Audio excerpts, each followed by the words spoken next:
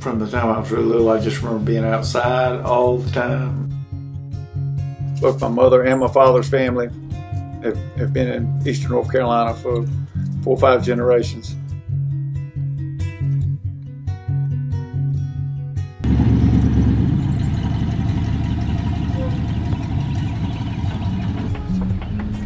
The farm is 300 acres, and we raise flowers, herbs, and vegetables. You're your own boss. If you make a mistake, you can't really blame anybody but yourself. That's one drawback. You have to kind of take all the raps for that.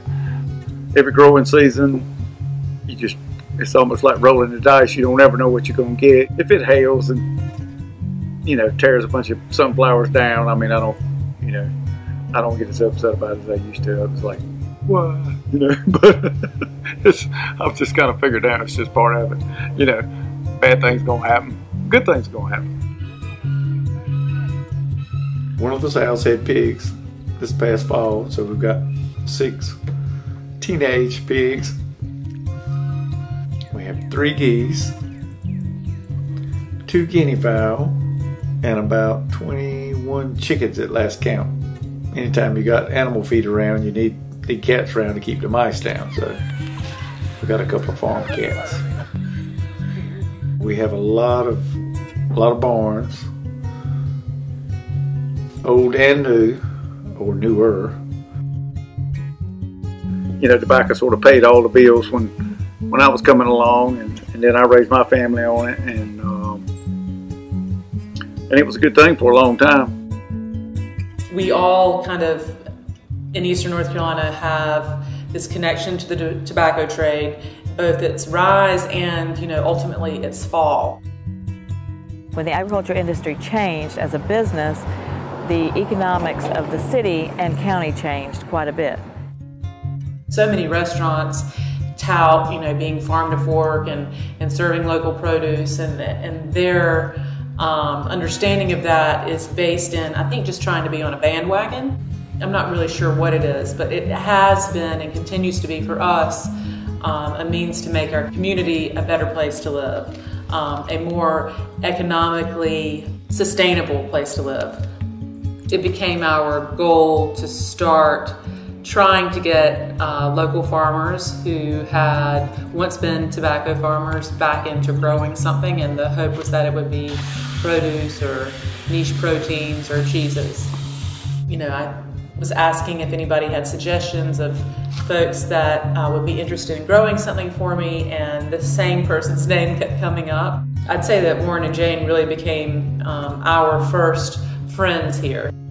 Warren is someone who really finds joy in what he does, and that's something that I have observed about him and something I strive to glean from him. Just the fact that he walks around without shoes on in the sand is something that I admire. I think it represents a true love of the land and a true attempt to be kind of one with nature. It makes me smile. Here you go, boys. Sure. Okay.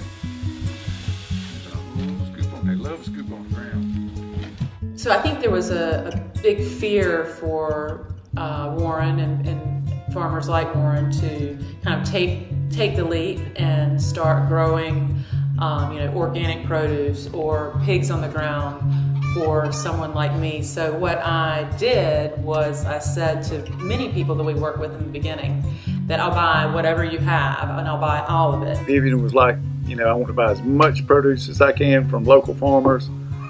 She's really gone over and above to support the local farmers, which I think is wonderful. My relationship with the people who grow the food that we serve here is really rich. I see how hard they work to make it work. I've spent a good amount of time on several of their farms.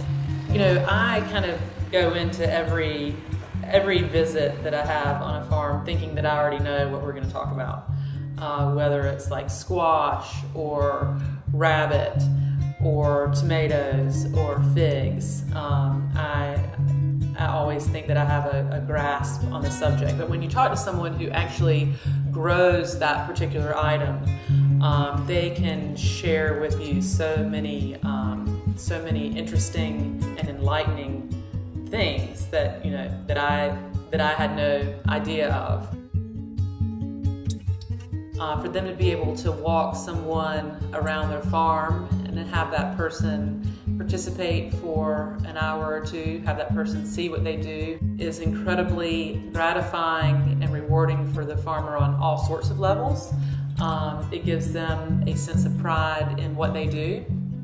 It gives the tourist an understanding of what goes into the food that they're eating, what goes into all the effort that goes into making it and growing it.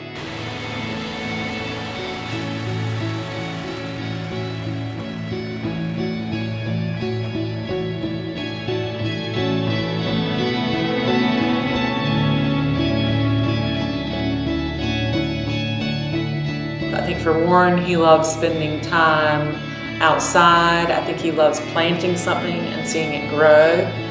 I think that's something that's very close to who he is. It is certainly one of those things that you do because your heart calls you to it.